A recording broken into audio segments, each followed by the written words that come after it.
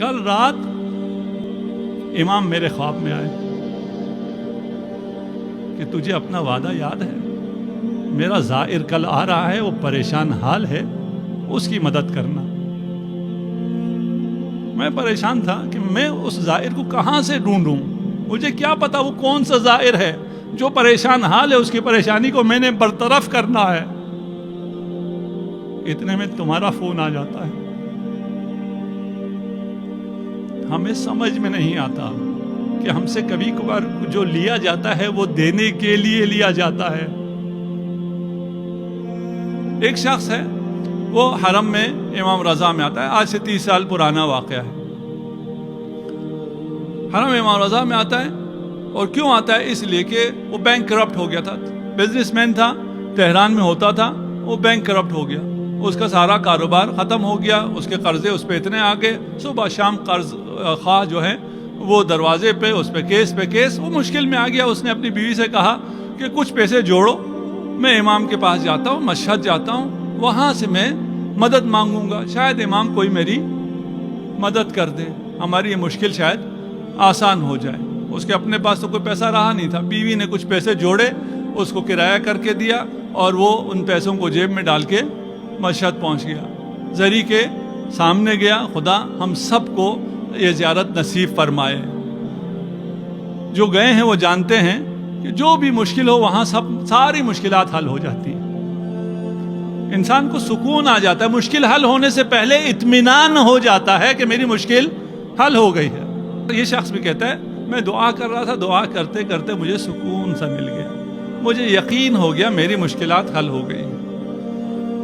اب تو جاؤں گا، تہران پہنچوں گا تو پتہ چلے گا مشکلات حل ہوئی ہیں نہیں ہوئی، لیکن یہاں جب سکون آیا میں نے شکریہ کیا امام کا اور میں واپس چل دیا۔ اگر آپ گئے ہوں تو آپ جوتے رکھتے ہیں، کفشداری ہے، اس کو ایک ٹوکن سا دیتا ہے، اس نے جیب میں ہاتھ ڈالا ٹوکن نکالنے کے لیے، دیکھا جیب کٹ گئی، ٹوکن بھی نہیں ہے، وہ جو تھوڑے سے پیسے تھے واپسی کا کرایہ تھا، دوپہر کا کھانا تھا، وہ بھی جیب سے چلا گیا۔ اب اس کے دل میں طرح طرح کے خیال آنا شروع ہو، میں امام آپ کو دینے والا سمجھ کے آیا تھا، یہاں تو آپ نے جو کچھ میرے پاس تھا وہ بھی لے لیا۔ کہا واپس جاتا ہوں، امام سے گلہ کرتا ہوں۔ زری کے سامنے آیا، سلام کیا، کہتا ہے کہہ نہیں سکا، زبان پہ نہیں لا سکا، لیکن دل میں یہی تھا کہ آپ تو دیکھ رہے تھے نا، میں کوئی پہلی دفعہ بھی نہیں آیا، میں بارہا آپ کے پاس آیا ہوں، پہلے جب آیا تھا میرے پاس اتنا ہوتا تھا، جیب کٹ جائے تو بھی کوئی حرج نہیں تھی، اب تو میرے پاس کچھ بھی نہیں ہے، میں یہی سارا تھا، اب میں کس سے مانگوں، میں کیا کروں؟ آپ اگر دیکھ رہے تھے تو آپ نے میرے ساتھ یہ کیوں کیا؟ آپ نے یہ کیوں لینے دیا کسی کو؟ خیر وہاں سے آخری سلام کر کے کہتا ہے میں واپس چلا، کچھ کر تو سکتا نہیں تھا، مانگ بھی نہیں سکتا تھا، دل میں آیا نہ مانگوں کیا کروں، حرم پہ میں مانگ لیتا ہوں، خود تاجر تھا، اچھا خاصا تھا، آتے تھے، ہم کہتے تھے یہ بھیک مانگ رہے ہیں، پروفیشنل ہیں، جس سے بھی میں کہوں گا وہ یہی کہے گا۔ اس نے اس سے کہنے کی کوشش کی، اس سے کہنے کی کوشش کی، اس سے کہا نہیں گیا۔ اس نے جیب میں ہاتھ ڈالا تو ایک سکہ اس کو ملا۔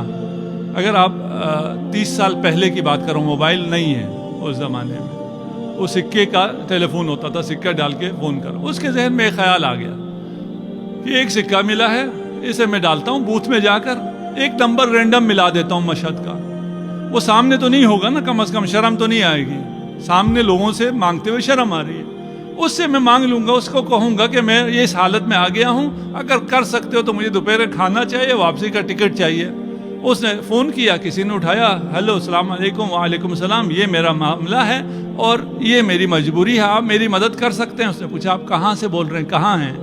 کہا میں فلکہ آپ پر ہوں اور یہ ٹیلی فون بوتھ ہے، اس سے میں فون کر رہا ہوں۔ کہا وہی رہنا، میں آ رہا ہوں۔ یہ خوش ہو گیا، چلیں پہلی ہی کال پہ ایک سے زیادہ تو کال کر نہیں سکتا تھا، ایک ہی چانس تھا، ایک ہی سکہ تھا، اس پہ جواب مل گیا۔ اور اس نے کہا کہ میں آتا ہوں، 10 منٹ گزرے، 15 منٹ گزرے، کوئی نہیں آیا۔ تھوڑا سا پھر مایوس ہو گیا کہ فون پہ اس نے تفصیل سے منع کرنے کے بجائے یہی کہا ہوگا میں آتا ہوں، انتظار کرو، نہیں آئے گا تو میں کیا کر لوں گا۔ کہتے ہیں تھوڑی دیر بعد ایک بڑی سی گاڑی رکی اور اس نے آواز دی کہ فلان صاحب آپ ہیں، آپ نے فون کیا تھا؟ کہا ہاں میں نے فون کیا تھا۔ آئیے تشریف لائیے، صاحب آپ کے انتظار میں ہیں۔ اور میں کہا اچھا یہ جو آیا ہے یہ ڈرائیور ہے، وہ تو جانتا نہیں ہے کون کون ہے، یہ کوئی ڈرائیور آیا ہے، چلیں کوئی اچھی پارٹی کو فون لگ گیا، کرایہ تو دے ہی دے گا، یہ کھانا بھی اچھا کھلا دے گا۔ اس نے گاڑی میں بٹھایا اور بہت بڑے سے بنگلے میں لے جا کے اس نے گاڑی پر پارک کی، اور وہ صاحب جو ہے مالک مکان وہ تیار انتظار میں ٹہل رہا ہے، آتے ساتھ اسے گلے لگایا، اس کا بڑا استقبال کیا۔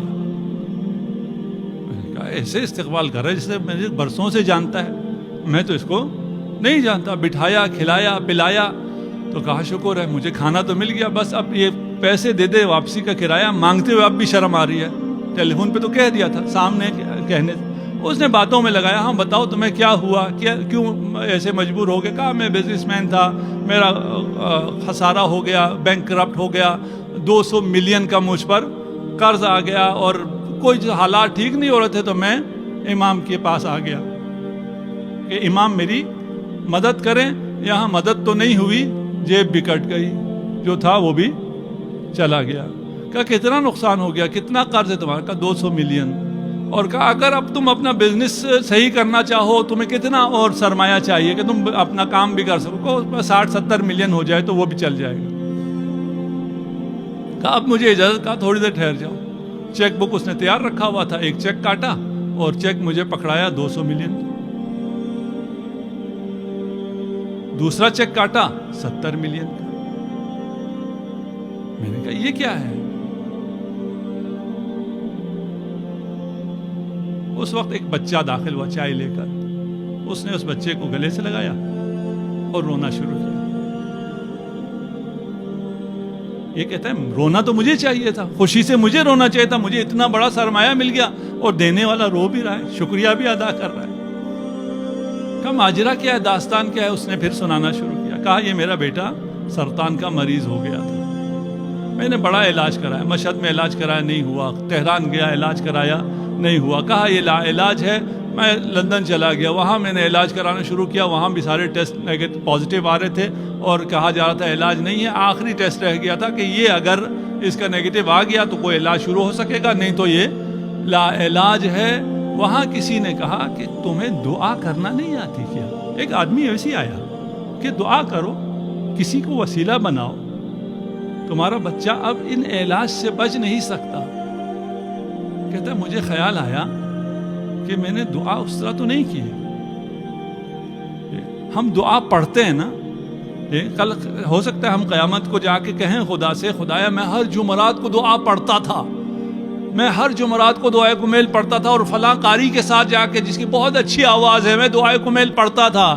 شاید ہمیں کہے دعا پڑھنے کے لیے کب کہا تھا، دعا کرنے کے لیے کہا تھا۔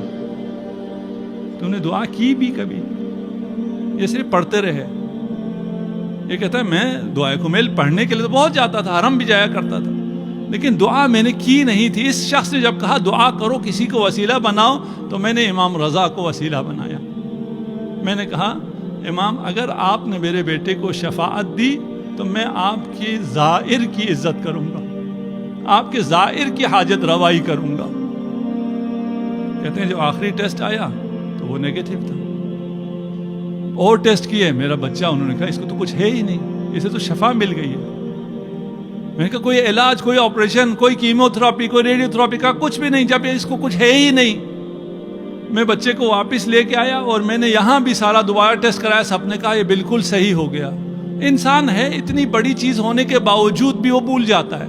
کہتا ہے میں اپنا وعدہ بھول گیا، میں نے جو امام سے وعدہ کیا تھا کہ میں کسی زائر کی مدد کروں گا، اسے خوش کروں گا، میں بھول گیا۔ کل رات امام میرے خواب میں آئے کہ تجھے اپنا وعدہ یاد ہے، میرا زائر کل آ رہا ہے، وہ پریشان حال ہے، اس کی مدد کرنا۔ میں پریشان تھا کہ میں اس زائر کو کہاں سے ڈھونڈوں، مجھے کیا پتا وہ کون سا زائر ہے جو پریشان حال ہے، اس کی پریشانی کو میں نے برطرف کرنا ہے۔ اتنے میں تمہارا فون آ جاتا ہے۔ ہمیں سمجھ میں نہیں آتا کہ ہم سے کبھی کبھار جو لیا جاتا ہے وہ دینے کے لیے لیا جاتا ہے۔ وہ جس پیسے پہ تمہیں اعتماد تھا، جس پہ تم بھروسہ کر رہے تھے، وہ تم سے لیا جاتا ہے تاکہ جو حقیقی بھروسہ ہے اس کی طرف متوجہ ہو جاؤ. یہ دینے والے مقام پر ہیں, یہ لینے والے نہیں ہیں. ان کی سیاست بالکل مختلف سیاست ہے, ان کی زندگی, ان کی حکومت بالکل مختلف حکومت ہے. علی ابن ابی طالب جو کہتے ہیں شاید کوئی ایک ایسا فرد ہو جو مجھ سے کمتر ہو میری حکومت میں, اور وہ خود حکمران ہے 50 سے زیادہ ملکوں کا آج کل کے حساب سے. یہ عطا امیر المومنین ہے.